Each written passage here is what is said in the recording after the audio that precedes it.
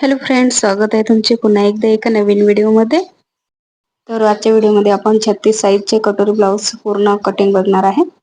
तर आता बघा, नवीन ट्रेंडिंग मध्ये आता साड्या निघल्या आहेत, तर त्यांना अशा प्रकारचे ब्लाऊज भेटत आहेत जे की खूपच त्याचे धागे निघतात, तर शिवायला अजिबात परवडत नाही कस्टमरला.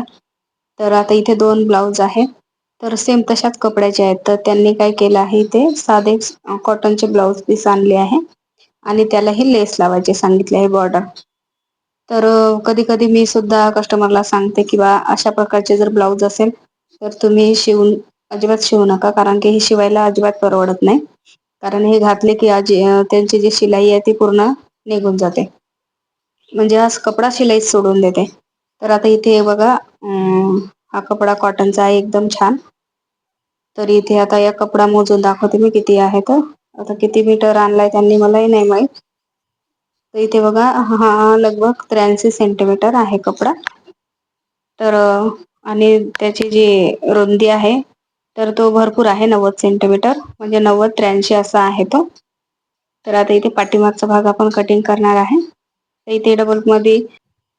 इथे डबल फोल्ड मध्ये आपल्या साईडला ठेवलं आहे बघा. आणि आता या प्रकारे आता ब्लाऊजचा आपण माप घेणार आहे. तर हे ब्लाऊज मापासाठी आलेला आहे. तर आता ब्लाऊजच्या पाठीमागची आपल्याला उंची मोजून घ्यायची आहे एकदा. तर इथे पूर्ण उंची 13 इंच येत आहे, आणि त्याच प्रकारे आता तिथेच आपल्याला पाठीमागची जी तयार पट्टी आहे ती मोजून घ्यायची आहे. तर ती इथे तयार 5 इंच येत आहे.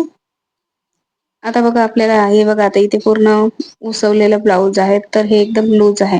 इथे 9.25 इंच भरत आहे, आपण 9 इंचावर कटिंग करणार आहे छातीचा चौथा भाग. आता कमर या प्रकारे मोजून घ्यायची आपल्याला.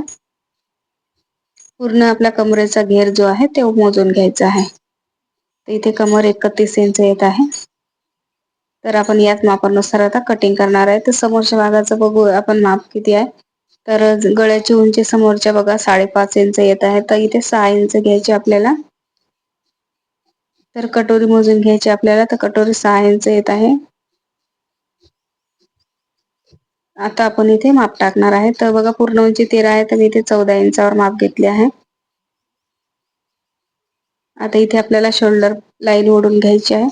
शोल्डर इथे 5.5 इंच घेतले आहे मी 36 साईज साठी.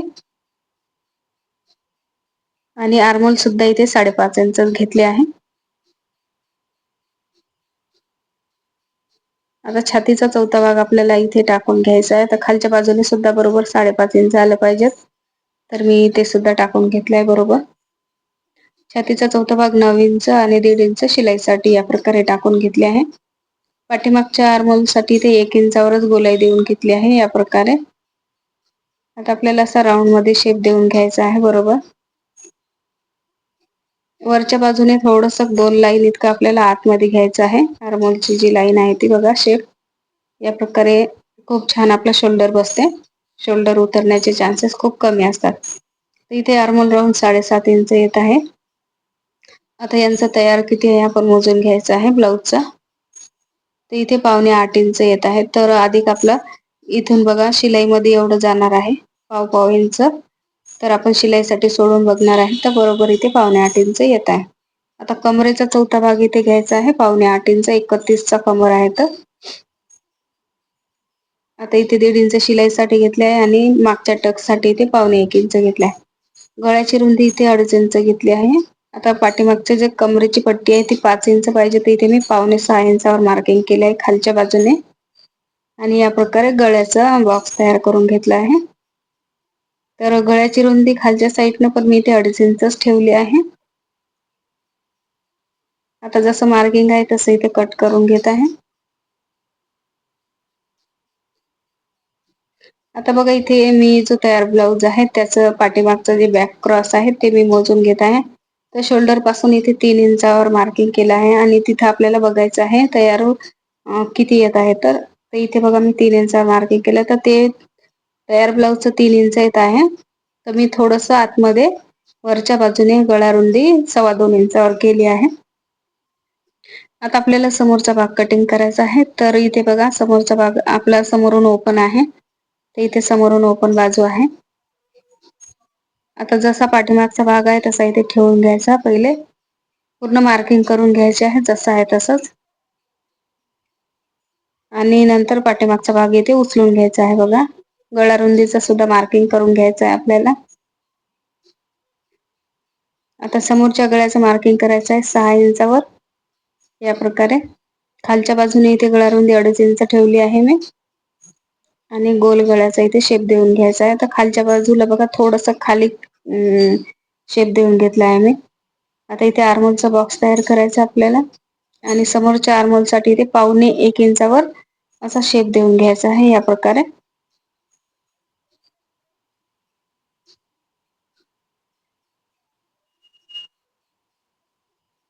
आता आपल्याला कटोरी आणि क्रॉसपट्टीचं माप मोजून घ्यायचं आहे तयार ब्लाऊजचं.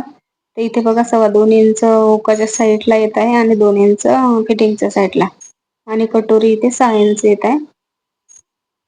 तर त्याच्या अगोदर काय करायचं आहे ते समोरच्या भागाला आपल्याला अर्धा इंच उंचीमध्ये वाढवून घ्यायचं आहे. तर पाठीमागच्या भागापेक्षा समोरच्या भागाला उंचीमध्ये आपल्याला अर्धा इंच वाढवायचा आहे. आता इथे पाठीमागच्या भागामध्ये आपण टक्स साठी इथे 1.25 इंच मार्जिन घेतलं होतं ते आपल्याला इथे कमी करून घ्यायचं समोरच्या भागाला. फिटिंगच्या लाईन मध्ये इथे बघा 2.25 इंच मार्किंग केलं आहे आणि आय हुकाच्या बाजूने इथे 2.5 इंच मार्किंग केलं आहे. अशा प्रकारे आता इथे क्रॉसपट्टीचं माप टाकलं आहे. आता कटोरीचं माप इथे 6 इंचावर घेतलं आहे आणि या प्रकारे बघा लाईन ओढून घेतल्या आहे 2 आणि आता याच्या मधातून आपल्याला असा कटोरीचा शेप देऊन घ्यायचा आहे. तर एकदम छान आपला शेप इथे तयार होत आहे. आता जसं मार्किंग आहे तसंच इथे कट करून घ्यायचं.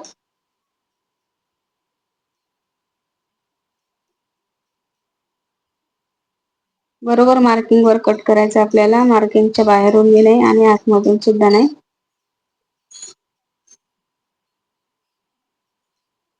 तर आता इथे बघा काय करायचं आपल्याला.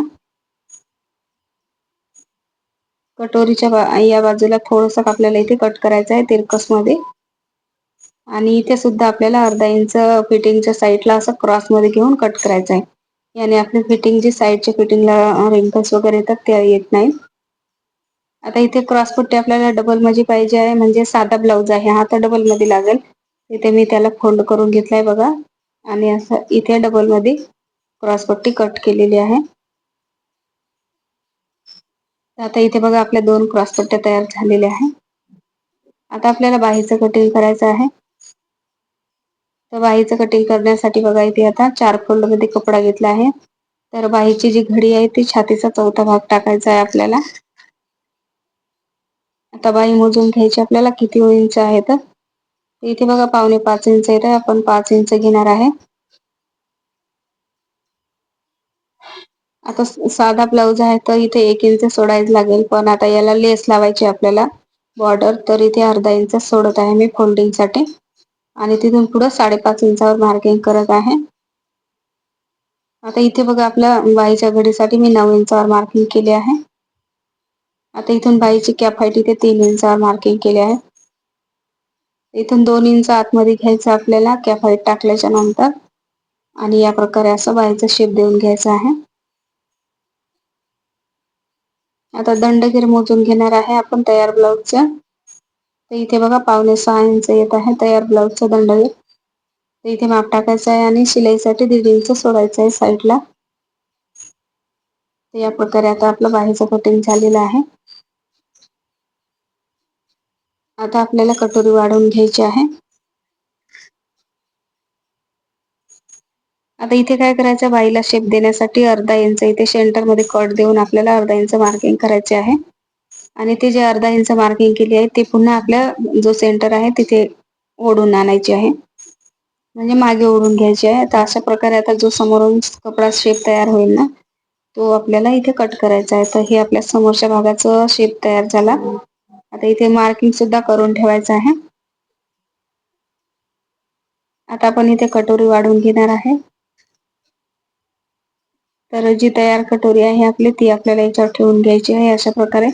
तर सर्वात पहिले इथे कपडा आपल्याला असं तिरकस मध्ये सेट करून घ्यायचा आहे आणि इथे बघून घ्यायचा आहे आपले कटोरीचा भाग म्हणजे बाजूला आपल्याला मार्जिन वाढवण्यासाठी कपडा बसते का. तर इथे बघा आता या प्रकारे मी तिरकस मध्ये ठेवून घेतला आहे आणि जसं आहे तसं पहिले इथे मार्किंग करून घेतलं आहे. आता फिटिंगच्या साईडला बघा हुकाच्या साईडला मी इथे 1 इंच वाढवून घेतला आहे आणि फिटिंगच्या साईडला इथे 1.5 इंच वाढवला आहे. आता दोन्हीचं सेंटर काढलाय, खालच्या बाजूला 1.25 इंच वाढवलाय आणि बरोबर आपल्याला असं तिरकसमध्ये आता शेप हा जोडून घ्यायचा आहे. इथे बरोबर तिरकसमध्ये जोडायचा आहे. इथे थोडंसं कमी झालं तर चालते. या प्रकारे आता इकडून बघा आयहोपाच्या साईडला थोडंसंच वाढवून घ्यायचं आहे, एक लाईन फक्त शिलाईसाठी आणि या बाजूला अर्धा इंच वाढवून घ्यायचा आहे.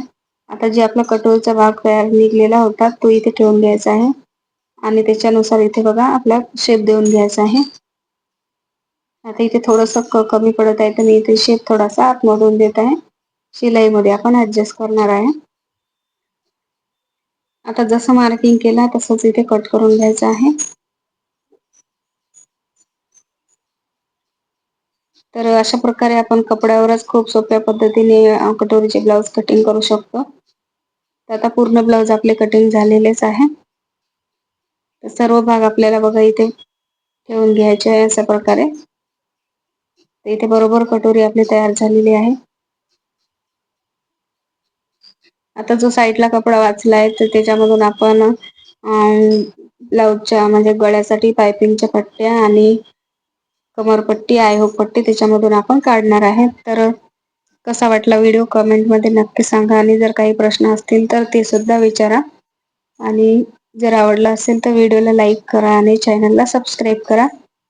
तर पुन्हा भेटूया आता पुढच्या व्हिडिओमध्ये. याचं मी स्टिचिंग तुम्हाला पुढच्या व्हिडिओमध्ये पूर्ण स्टिचिंग दाखवणार आहे.